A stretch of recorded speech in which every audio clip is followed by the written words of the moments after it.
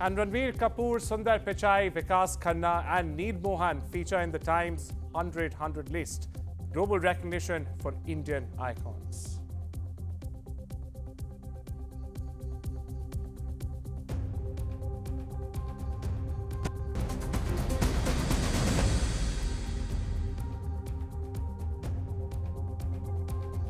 The lead story this evening is from Pakistan. That's right, a nation squeezed not from one, not two, but from three big directions. The country's money is drying up, water is running low, and well, the violence is spiraling out of control. You can call it what you want, mismanagement, geopolitical miscalculation, or just bad timing. But viewers, when the reality is stark, Pakistan today is battling a triple threat, and it may not recover from it anytime soon. Let's just start with the most immediate pain point, cash, or should I just say, the lack of it. That's right, as of April this year, 2026, viewers, Pakistan's fragile economy has been dealt with a fresh blow. Now, this comes after the UAE refused to roll over a massive $3.5 billion loan. A facility it had quietly extended for 7 straight years. But this time, the message is blunt. Islamabad needs to pay up. But that's not it. Here's the uncomfortable truth. Pakistan can barely afford to. With foreign exchange reserves hovering around a paltry $16.4 billion, this repayment alone threatens to wipe out over 20% of the country's total reserves. But that's not the worst bit of it. The worst bit, Islamabad already has missed its first installment of $450 million to the UAE, which, by the way, has been due for years together now.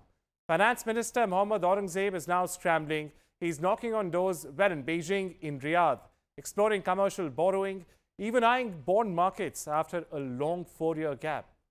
In simple terms, Pakistan is no longer just borrowing to grow. It's borrowing to survive.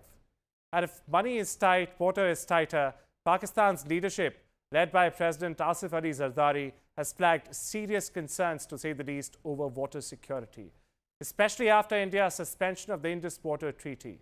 But beyond the political messaging, viewers, lies a deeper, a more uncomfortable reality. And that is, Pakistan is running out of water, and it's running out of water fast. Let's quickly show you the numbers. Nearly 92% of Pakistan is arid or semi-arid. Out of this, 90% of agriculture depends on the Indus Basin alone. And just look at the water shortage. Per capita water availability has dropped below 1,000 cubic meters. Now, this is the threshold of scarcity. In fact, Pakistan is dangerously close to a future where basic availability could very well cripple. Talk about agriculture, it can trigger food shortages and even stall economic growth altogether. Even the government is preparing for the fallout. It's directing declared load shedding to manage power shortages tied to water stress.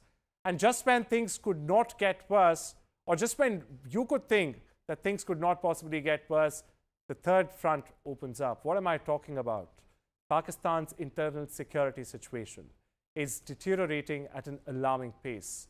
Now, the Baloch Liberation Army, or the BLA, has now taken the insurgency to the sea. It's launched its first ever naval attack near Gwadar, killing Coast Guard personnel and also signaling a dangerous new escalation. Now, at this very same time, the Tehreek-e-Taliban Pakistan, or the TTK, has just claimed that it has killed 73, not one, not two, not a dozen, not 50, 73 Pakistani soldiers in just 6 days, in under a week, in its latest offensive. While you let that sink in, 73 soldiers in under 1 week. Pakistan security forces insist that they're responding, they're neutralizing militants, they're foiling attacks. But the pattern here is clear.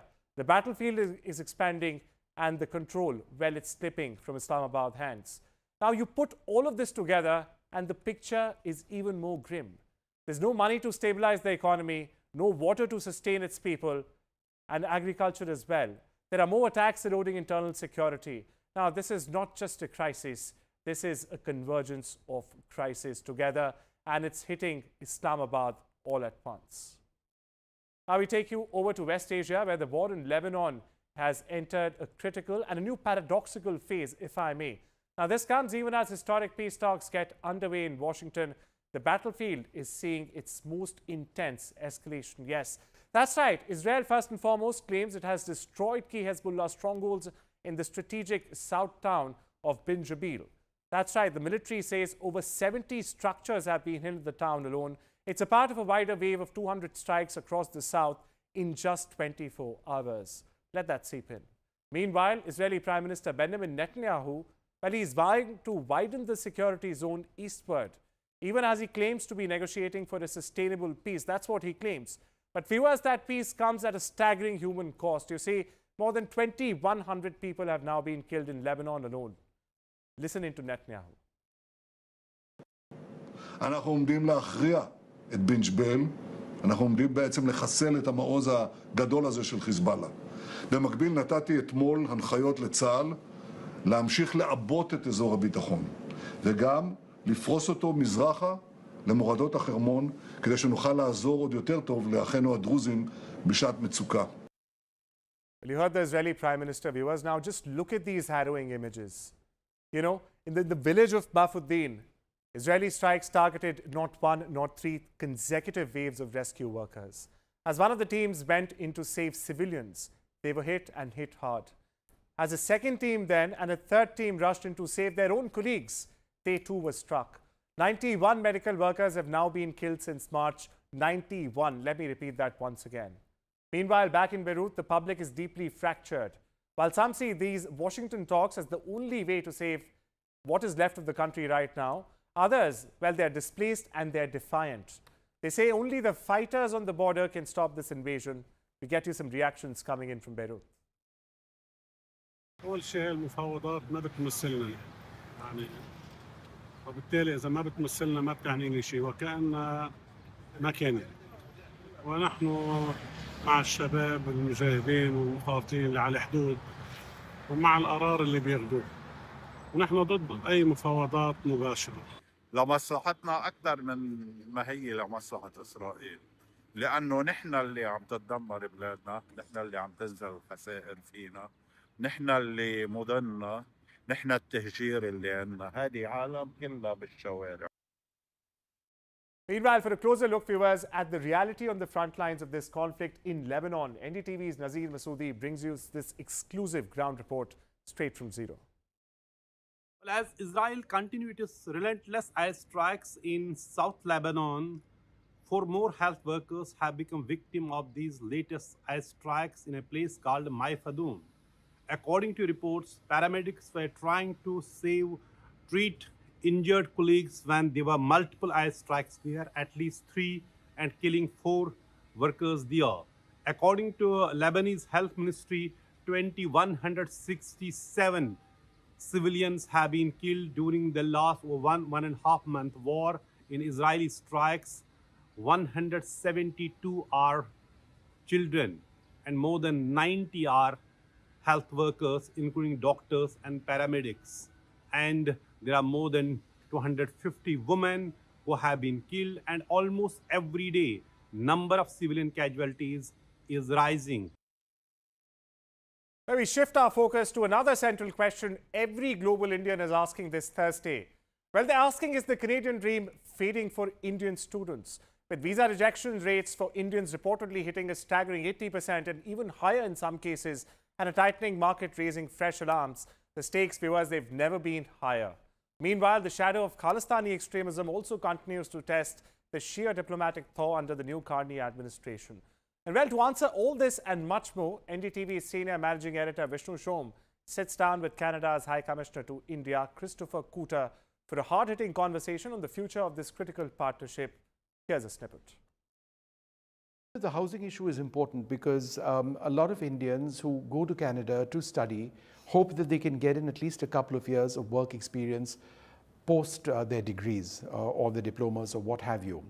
And it sort of is a concern for many over here that, look, if we are spending our, a lifetime of savings to send a child across to Canada and they don't have that opportunity to work and potentially recover a small part of those costs, then is it really worth it? I think it's a valid concern. How would you respond to that? No, I can understand what parents and students are saying.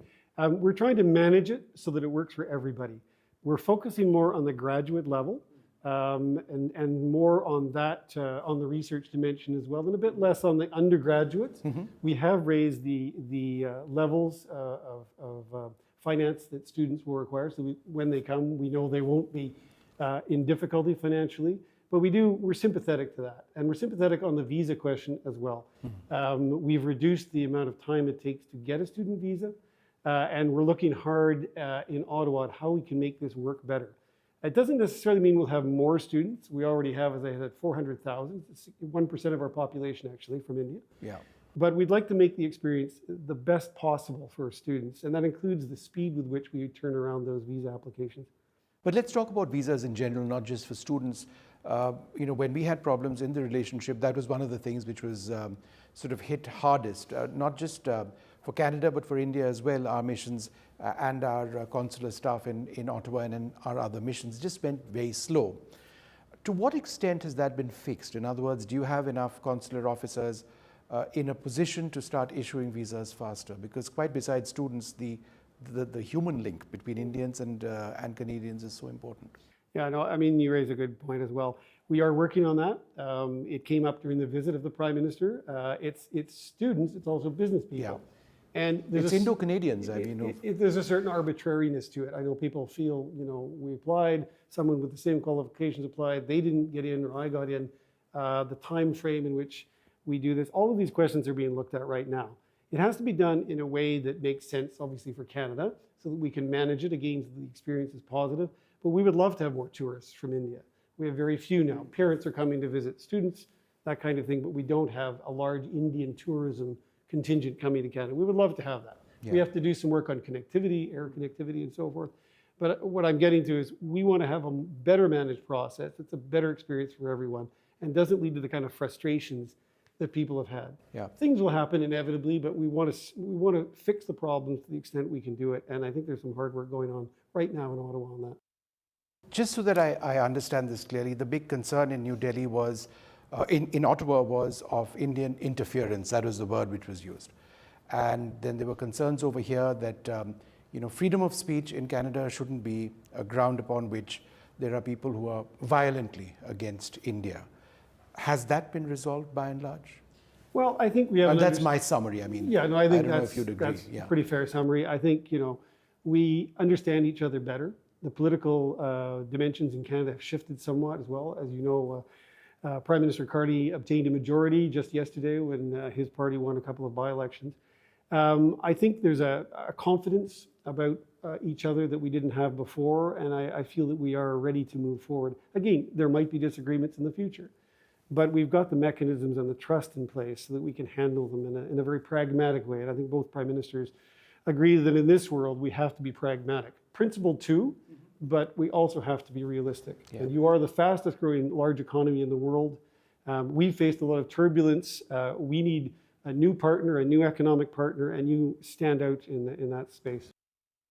Well, shifting our focus back to India, viewers, today the Indian Parliament witnessed a high-voltage start to a very special session. All because of a new bill. That's right, the Women's Reservation Bill, India's new 272. We'll decode that. Now, the centre has tabled this constitutional amendment bill to push 33% quota for women. Now, the move triggered a fierce face-off between the government and the opposition. While the government called it a historic step for women's empowerment, opposition parties backed the idea in principle, but they questioned the timing and the sheer intent of these reforms. जिन लोगों को इसमें राजनीति की बू आ रही है, मैं चाहूंगा कि वो खुद के परिणामों को पिछले 30 साल में देख ले।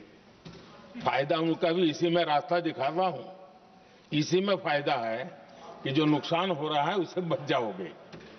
और इसलिए मैं समझता हूं कि इसको राजनीतिक रंग देने की जरूरत नहीं है।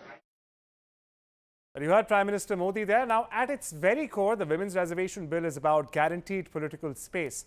Well, it proposes 33% reservation for women in Lok Sabha, that's the lower house of the Indian Parliament, and state legislative assemblies as well. Now, this comes under the 108th Constitutional Amendment Bill 2008. Within this quota, there is sub-reservation for SCs, STs and Anglo-Indians. Furthermore, seats will be rotated across constituencies, ensuring wider participation. And importantly, this provision is designed to last for 15 long years, after which, well, the parliament can review it always. So why does India need this law? Well, the numbers tell you the story and they lay it bare for you. To start with, women make up nearly 50% of India's population. But in the current Lok Sabha, the lower house of Indian Parliament, that accounts for only 15% of MPs. Now, that gap isn't just accidental. It's structural, social and cultural barriers still restrict political participation. Political parties often hesitate to give tickets to women. And of course, access to funding and networks remains unequal as we get you this broadcast. Now, as multiple studies have noted, without intervention, progress is painfully slow. So was the case here. But this law, therefore, shifts the system from a chance-based inclusion, well, it shifts it to a guaranteed representation. And with that, viewers, it's time we step into a short break. Much more lined up on the other side. Don't you go anywhere.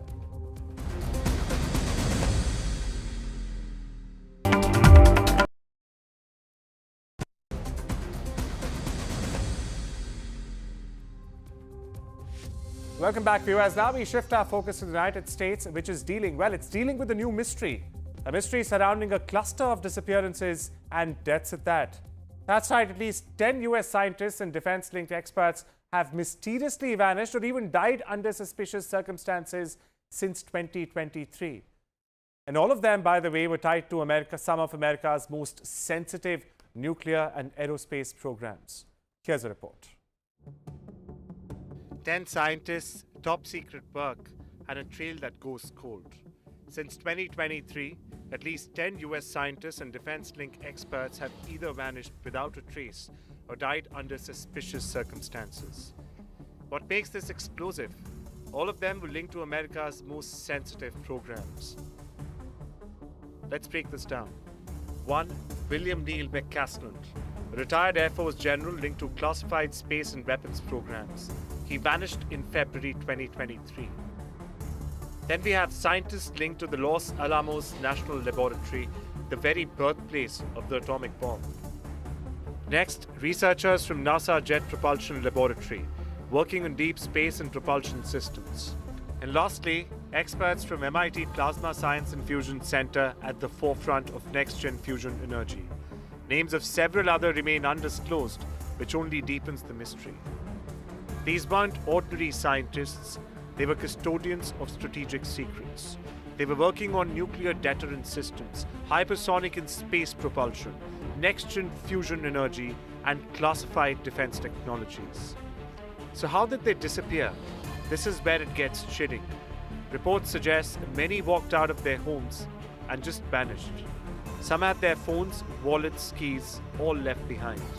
And some were simply found dead under unclear or violent conditions. No signs of struggle, no clear motive, no closure. What does this tell you? That this is not random. There seems to be a pattern to this. Because scientists don't just vanish in clusters, especially not from high security, high clearance institutions. Investigators and former officials are considering multiple angles. 1. Espionage. Targeted abductions by foreign intelligence agencies. 2. Internal security breach. A leak or vulnerability inside US research networks. 3. Silencing or covert operations. Were these individuals working on something too sensitive? 4. Coincidence. This is highly unlikely given the clustering. So what is the American administration doing? In the words of White House Press Secretary Caroline Leavitt, it's looking into it. That response has raised eyebrows.